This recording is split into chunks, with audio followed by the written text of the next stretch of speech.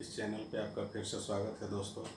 आज हम लोग जानेंगे मूल अधिकार के बारे में। हमारे संविधान के भाग 3 में मूल अधिकारों का वर्णन है और इस हिस्से से अर्थात भाग 3 से काफ़ी प्रश्न पूछे जाते हैं और ख़ास करके वैसे प्रश्न ज़्यादा पूछे जाते हैं जो अनुच्छेद नंबर दिया हुआ होता है और दूसरी तरफ प्रावधानों को दिया होता है, उनको मैच करने के लिए कहा जाता है। तो इसलिए मूल अधिकारों को उनके अनुच्छेद के अनुसार से जानना और समझना बहुत ज़रूरी होता है। इससे कई प्रश्न बनते हैं, कई प्रश्न पूछे जाते हैं हर तरीके की परीक्षाओं में, एग्ज़ाम्स में। तो इसी को आज हम जानने और समझने का प्रयास करेंगे। तो चलिए शुरू करते हैं। तो हमारे संविधान के भाग 3 में मूल अधिकारों के बारे में बतलाया गया है। इसे भारत का मैग्ना कार्टा भी कहा जाता है, अर्थात मूल अधिकार को या भाग 3 को भारत का मैग्ना कार्टा भी कहा जाता है।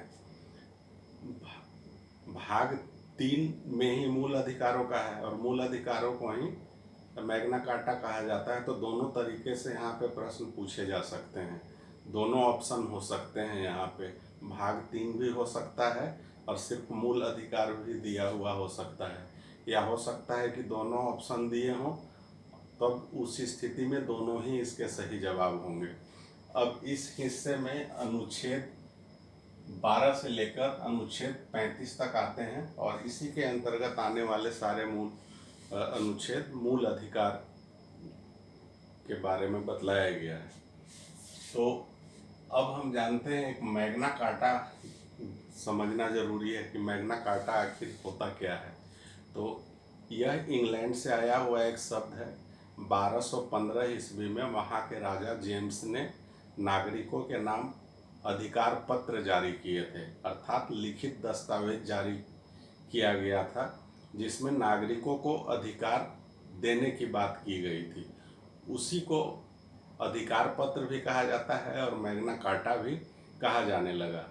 और इतिहास में इस शब्द का इस्तेमाल बहुत ज़्यादा हुआ है और जहाँ भी कहीं मैग्ना कार्टा शब्द अगर आप देखें तो आप यह समझ जाएं कि वहाँ पे कुछ न कुछ अधिकारों की बात हो रही है। अब हमारे संविधान के संबंध में आते हैं। आपको पता है कि हमारे संविधान का निर्माण हुआ उसे कैबिनेट मिशन प्रस्ताव 1946 में जो आया था उसके प्रावधानों के अनुसार हुआ है। अर्थात कैबिनेट मिशन प्रस्ताव में ही संविधान सभा के गठन और उसके अनुसार संविधान निर्माण के लिए बतलाया गया था। अब कैबिनेट मिशन प्रस्ताव में ही यह भी कहा गया था कि मूल अधिकारों से संबंधित एक समिति बनाई जानी चाहिए, मूल अधिकारों के लिए और साथ में अल्पसंख्यकों के अधिकार और उनके हितों के संरक्षण के लिए भी। इन दो विषयों पे समितियों की सिफारिश की गई थी कैबिनेट मिशन प्रस्ताव में। तो उसी के आधार पे ये सरदार वल्लभ भाई पटेल की अध्यक्षता में एक परामर्शदात्री समिति बनी।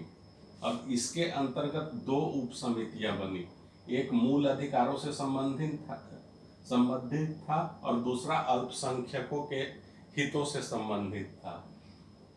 जो मूल अधिकारों से संबंधित उप समिति थी उसकी अध्यक्षता जेपी कृपलानी कर रहे थे और अल्पसंख्यक हितों से संबंधित उप समिति की अध्यक्षता एच.सी.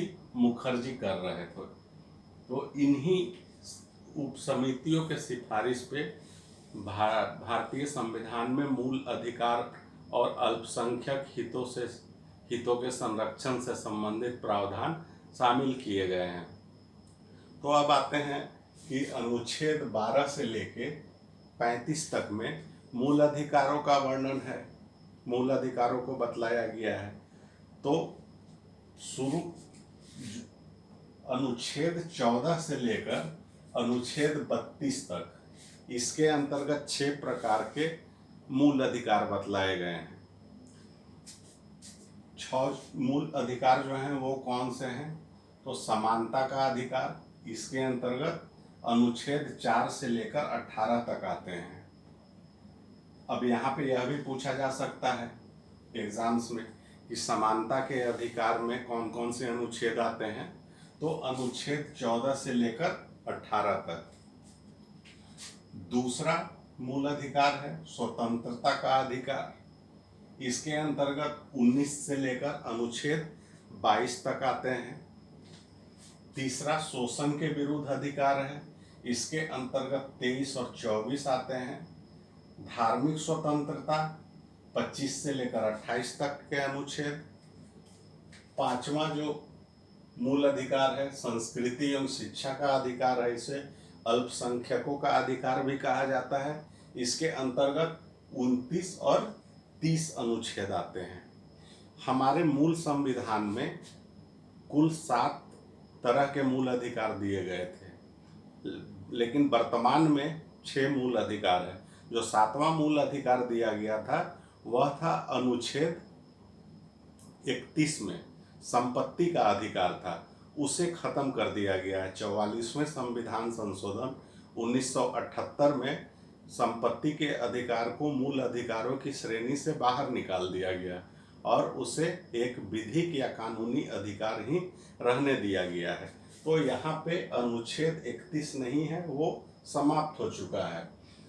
अब जो छठे प्रकार का मूल अधिकार है वह है संवैधानिक उपचारों का अधिकार। इसके अंतर्गत क्या प्रावधान है, तो किसी के मूल अधिकारों का अगर हनन होता है तो वह चाहे तो डायरेक्ट सुप्रीम कोर्ट में अपनी याचिका डाल सकता है और सुप्रीम कोर्ट वहां से रीट जारी कर सकता है।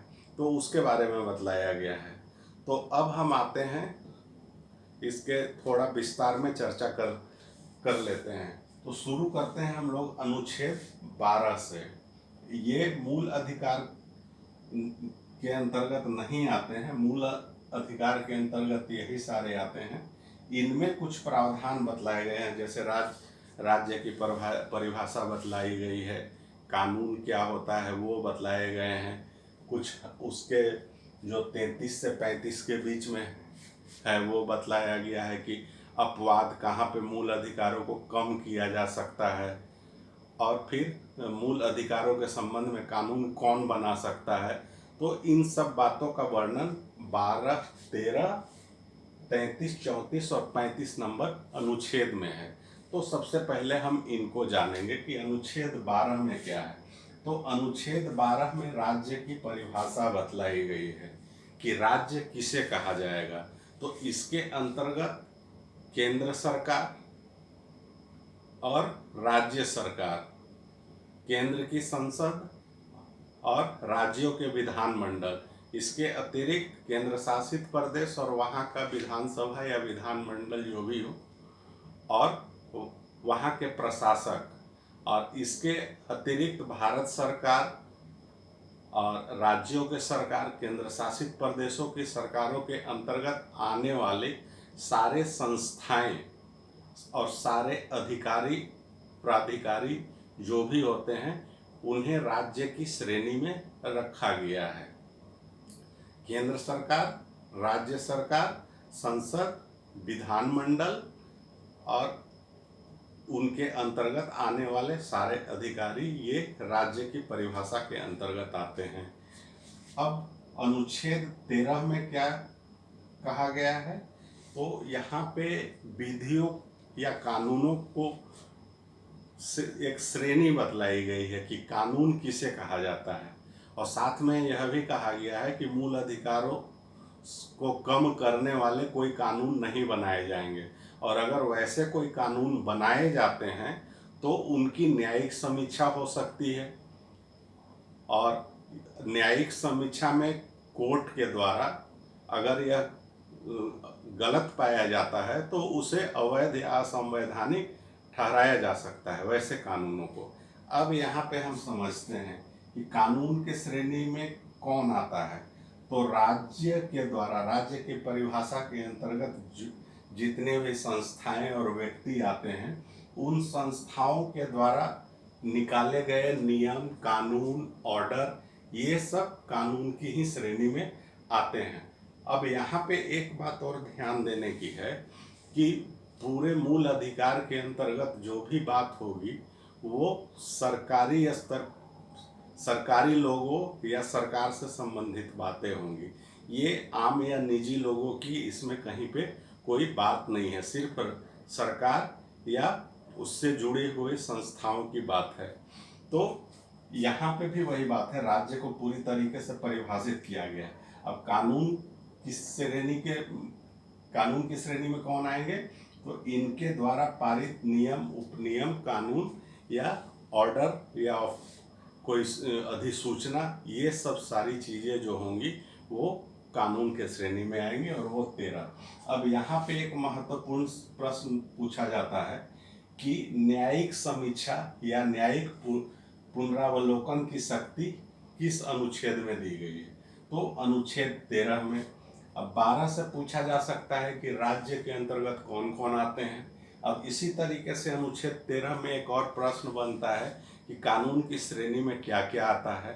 तो इसके अंतर्गत आता है संसद और विधान मंडलों के द्वारा बनाए गए कानून या नियम, राष्ट्रपति और राज्यपाल के द्वारा जारी किए गए अध्यादेश। तीसरे प्रकार में होते हैं कि इन अधिकारियों के द्वारा, यहाँ पे जो चर्चा चली राज्य की, वो सारे अधिकारी या सरकार के द्वारा जारी किए गए शासकीय आदेश, अधिसूचना या ऑर्डर, ऑफिशियल ऑर्डर, सर्कुलर जिसे कहते हैं। तो ये सब सारे कानून की श्रेणी में आते हैं। एक और श्रेणी कौन सा है? तो पुरानी परंपराएं जो चली आ रही हैं, जो जिनका समाज में महत्व एक कानून से ज़्यादा है और उसका पालन होता है। जैसे उदाहरण के लिए आप ले लें 3 तलाक, तो उन्हें भी, उन परंपराओं को भी कानून की श्रेणी में ही रखा जाता है। तो यहाँ पे इन्हीं कानूनों की बात हो रही है कि इस तरीके के जो भी कानून अगर होंगे या किसी अधिकारी के ऑर्डर या सर्कुलर भी अगर होंगे तो उनसे मूल अधिकारों का हनन होता हो, तो वैसे अधिकारों की न्यायिक समीक्षा हो सकती है। अब न्यायिक समीक्षा कौन करेगा? तो हाई कोर्ट या सुप्रीम कोर्ट। और अगर उसे लगेगा कि सचमुच यह मूल अधिकारों का हनन करता है तो ऐसे कानूनों को असंवैधानिक और अवैध घोषित करेगा। अब आते हैं अनुच्छेद 33 पे। तो इसमें क्या है? तो इसमें है कि सैनिक और अर्धसैनिक बलों में जो भी व्यक्ति नियुक्त हैं उनके मूल अधिकारों में कटौती की जा सकती है। सेना और, क्योंकि उन्हें बहुत ज़्यादा आज़ादी नहीं दी जा सकती, एक डिसिप्लिन के तहत उनको रहना होता है, जैसे बोलने की आज़ादी या लिखने की आज़ादी, ये उन्हें पूरी तरीके से नहीं दी जाती है। तो उनके मूल अधिकारों में जो भी कटौती होगी तो उससे संबंधित जो भी कानून बनेंगे वो संसद के द्वारा ही बनाए जाएंगे, न कि विधान मंडलों के द्वारा। अनुच्छेद 34 में क्या कहा गया है कि जहाँ पे वैसे क्षेत्र जहाँ पे कि सैन्य अधिनियम लगे हुए हों, तो वैसे क्षेत्रों में मूल अधिकारों का कटौती हो सकता है, उसके बारे में बतलाया गया है। उदाहरण के लिए आप ले सकते हैं जम्मू कश्मीर में, वहाँ पे सैन्य अधिनियम लगा हुआ होता है, या कुछ उत्तर पूर्व के राज्यों में भी लगा होता है। तो उन क्षेत्रों में रहने वाले व्यक्तियों के मूल अधिकारों में कटौती हो सकती है, उसके बारे में है। अनुच्छेद 35 में क्या है? तो मूल अधिकारों को बढ़ावा देने के लिए सरकारों के द्वारा जो कानून बनाए जाए, खास करके संसद और विधान मंडल, इनकी बात की गई है कि मूल अधिकारों को कैसे ज़्यादा से ज़्यादा शक्तिशाली और प्रभावी बनाया जाए, उससे संबंधित कानून बनाने की बात की गई है। अब हम आते हैं कि समानता के अधिकार की चर्चा करते हैं। तो समानता के अधिकार के अंतर्गत कौन कौन से आते हैं?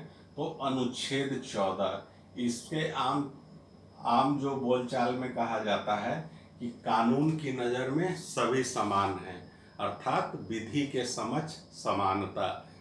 वह व्यक्ति कितना भी धनी हो या कितना गरीब हो, लेकिन कानून के समक्ष दोनों एक समान हैं। अनुच्छेद 15, इसमें 5 आधार बतलाए गए हैं: धर्म, मूलवंश, जाति, लिंग और जनसंख्या। इन 5 आधारों पे व्यक्तियों के बीच में किसी तरीके का भेदभाव नहीं किया जाएगा। अब अनुच्छेद 16 लोक नियोजन में अवसर की समता, मतलब सरकारी नौकरियों में अवसर दिए जाने के सभी व्यक्तियों के लिए समान अवसर दिया जाएगा। लोक नियोजन में अवसर की समता। अनुच्छेद 17 अस्पृश्यता अर्थात छुआछूत का अंत। छुआछूत का अंत, उससे संबंधित जो सरकार कानून बनाएगी उसको दंडनीय अपराध भी बनाया गया है। तो अनुच्छेद 17 में क्या है कि छुआछूत का अंत। अनुच्छेद 18 उपाधियों का अंत। अब ये 5 अधिकार जो हैं वो समानता के अधिकार की श्रेणी में आते हैं। अनुच्छेद 14 विधि के कानून के समक्ष एक समान। अनुच्छेद 15 जाति, धर्म, मूल वंश इत्यादि आधारों पर व्यक्तियों के बीच भेदभाव नहीं होगा। अनुच्छेद 16 सरकारी नौकरी के लिए समान अवसर हर व्यक्ति के लिए। अनुच्छेद 17 अस्पृश्यता का अंत और अनुच्छेद 18 उपाधियों का अंत। अब आते हैं दूसरे अधिकार, स्वतंत्रता का अधिकार। इसके अंतर्गत क्या आता है? तो अनुच्छेद 19 इसके अंतर्गत वाक् बोलने और अभिव्यक्ति की स्वतंत्रता, इसे इसी ये से जाना जाता है, बोलने और अभिव्यक्ति की स्वतंत्रता। अनुच्छेद 20 इसमें क्या है? अपराधों के लिए दोष सिद्धि के संबंध में संरक्षण, अर्थात कोई अगर व्यक्ति, किसी ने अगर अपराध किया है या और वो संभावित रूप से दोषी है तो उसके दोष सिद्धि के लिए उसे क्या क्या संरक्षण प्राप्त है वो बतलाई गई है यहाँ पे।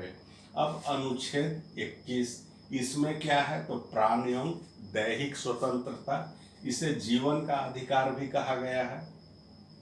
अब अनुच्छेद 21A इसमें इसे 86वें संविधान संशोधन के द्वारा जोड़ा गया। इसमें क्या प्रावधान किए गए? तो 6 से 14 साल के बच्चों के लिए निःशुल्क एवं अनिवार्य शिक्षा सुनिश्चित की गई। अब अनुच्छेद 22 गिरफ्तारी और निरोध में संरक्षण, अर्थात किसी व्यक्ति को अगर गिरफ्तारी की जाती है तो उसे उसके क्या क्या अधिकार होंगे वो बतलाया गया है। तो स्वतंत्रता का अधिकार अनुच्छेद 19 से 22 तक। पहला में बोलने और अभिव्यक्त करने की आज़ादी। 21 नंबर जीवन का अधिकार। 21A बच्चों के लिए 6 से 14 तक का निःशुल्क और अनिवार्य शिक्षा। उसके बाद 22 गिरफ्तारी और निरोध में संरक्षण और 20 में अपराध। इसको 20 और 22 इसमें थोड़ा कंफ्यूजन होता है, तो यहाँ पे अपराधों के संबंध में पहले अपराध करेंगे तभी गिरफ्तारी होगी, कहने का मतलब है। तो यहाँ पे अपराध से संरक्षण है, अपराध के लिए दोष सिद्धि से संरक्षण है। और अनुच्छेद 22 में अगर कोई व्यक्ति गिरफ्तार हो जाता है तो उसे क्या अधिकार प्राप्त होते हैं उसके बारे में बतलाया गया है। अब है अनुच्छेद तीसरे प्रकार का मूल अधिकार, तो शोषण के विरुद्ध अधिकार। इसमें ध्यान रखेंगे कि शोषण किसका होता है? कमजोर व्यक्ति का होता है, चाहे वह शारीरिक रूप से कमजोर हो या आर्थिक रूप से कमजोर हो या अन्य किसी से तरीके से कमजोर हो। तो इसमें कौन आते हैं? बच्चे, महिलाएं या अन्य कमजोर आर्थिक रूप से जो हों वैसे लोग आते हैं, तो उनके अधिकारों की बात की गई है। तो अनुच्छेद 23 में क्या है कि मानव दुर्व्यवहार, बलात्, श्रम पर रोक लगाया गया है। अर्थात मानव दुर्व्यवहार अर्थात बच्चे और महिलाओं का खरीद फरोख्त नहीं किया जाएगा। बलात्, श्रम, जबरदस्ती किसी से काम नहीं लिया जाएगा और बेगारी नहीं करवाई जाएगी, बंधुआ मजदूरी नहीं करवाई जा सकती। तो इस तरीके की चीज़ों का प्रावधान है अनुच्छेद 23 में। अनुच्छेद 24 में क्या है? तो कारखानों में बच्चों को नहीं लगाया जा सकता, अर्थात बच्चे मतलब 14 साल से कम उम्र के बच्चे। तो 24 में ये है। अब चौथे तरीके का स्वतंत्रता है, मूल अधिकार है धार्मिक स्वतंत्रता। अब इसके अंतर्गत अनुच्छेद 25 आता है। इसे धार्मिक स्वतंत्रता के नाम से भी जाना जाता है, अर्थात किसी भी व्यक्ति को कोई भी धर्म मानने, उसका प्रचार करने और उसके अनुसार से आचरण करने का अधिकार दिया गया है। अनुच्छेद 26 में क्या है, तो धार्मिक गतिविधियों के प्रबंधन का अधिकार है। धार्मिक गतिविधियों के प्रबंधन का अधिकार है, अर्थात मान लीजिए कि दुर्गा पूजा वगैरह होती है, तो ये सब जो गतिविधि है वो सब मानने और ये अपने तरीके से करने का अधिकार है, तो वो अनुच्छेद 26 में है। अनुच्छेद 27 में क्या है कि करारोपण पे रोक लगाया गया है। करारोपण कौन करेगा, तो वो राज्य के द्वारा किया जाएगा, तो उस पे रोक लगाई गई है, अर्थात किसी विशेष धर्म के को बढ़ावा देने के लिए राज्य द्वारा कोई करारोपण नहीं किया जाएगा। अब 28 अनुच्छेद, इसमें क्या कहा गया, तो शिक्षण संस्थाओं में धर्म शिक्षा और उपासना के बारे में बतलाया गया है कि उसके क्या प्रावधान होंगे धार्मिक शिक्षा और उपासना के संबंध में। तो ये थे धर्म से जुड़े हुए अधिकार। अब संस्कृति एवं शिक्षा का अधिकार, इसे अल्पसंख्यकों का अधिकार भी कहा जाता है। 2 अनुच्छेद आते हैं। अनुच्छेद 29, इसमें अल्पसंख्यक हितों के संरक्षण की बात की गई है, और अनुच्छेद 30 में क्या है कि अल्पसंख्यकों को अपने पसंद का शिक्षण संस्थान खोलने, उसका प्रबंधन करने और संचालन करने का अधिकार प्राप्त है। अब आते हैं अनुच्छेद 32, इसमें क्या है कि संवैधानिक उपचार, पहले ही बतलाया, हमने चर्चा की कि 5 तरीके के रीट सुप्रीम कोर्ट निकाल सकता है। वो 5 रीट कौन कौन से होते हैं, तो बंदी प्रत्यक्षीकरण, परमादेश, अधिकार परीक्षा, उत्प्रेषण और प्रतिषेध। तो दोस्तों, ये थे मूल अधिकार से जुड़े हुए सारे अनुच्छेद और उनके प्रावधान। अब इनका विस्तार से हम अध्ययन आगे के वीडियो में करेंगे, परंतु इस चार्ट के तरीके से आप एक चार्ट बना लेंगे और आप उसको इसी तरीके से याद करने का प्रयास करेंगे। 2-3 बार अगर आप इसका अभ्यास करेंगे तो सारे अनुच्छेद बड़े आसानी से याद हो जाएंगे। किस अनुच्छेद में क्या प्रावधान किए गए हैं वो भी आपको याद हो जाएंगे। और एग्ज़ाम्स में, हर एग्ज़ाम्स में क्वेश्चन पूछे ही जाते हैं यहाँ से, तो इसको आप अच्छी तरीके से तैयारी करेंगे और इसी तरीके से पढ़ने की कोशिश करेंगे। अगर वीडियो पसंद आया हो तो लाइक करेंगे, शेयर करेंगे, सब्सक्राइब कर लेंगे इस चैनल को, साथ में नोटिफिकेशन वाली घंटी जरूर दबा देंगे। धन्यवाद दोस्तों।